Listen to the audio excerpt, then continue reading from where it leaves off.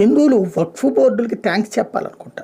ఎందుకంటే భారతీయ జనతా పార్టీ ఎంత చెప్పినా వినలేదు వాళ్ళు. హిందువులందరూ ఐక్యం కావాలి, లేకపోతే మీరు ఇబ్బంది పడతారు అంటే ఈ ఇదంతా కూడా కావాలని చెప్పి కుల వివక్షను రుద్దడం కోసం, సనాతన ధర్మాన్ని రుద్దడం కోసం భారతీయ జనతా పార్టీ నాటకాలు ఆడుతోంది. ఇదంతా ఆర్ఎస్ఎస్ వాళ్ళ లెక్కలు, హిందుత్వవాది లెక్కల, బ్రాహ్మణ సిద్ధాంతం ఇదంతా చెప్పుకొచ్చారు. కానీ అందువలన ప్రజలు కన్ఫ్యూజ్ అయ్యారు, మనకెందుకులే అనేసి సైలెంట్గా ఉన్నారు.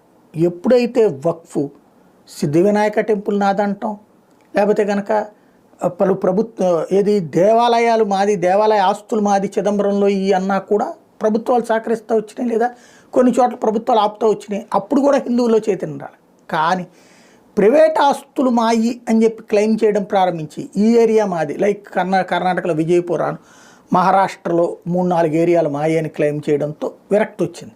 దాని ఇంపాక్ట్ పెద్ద ఎత్తున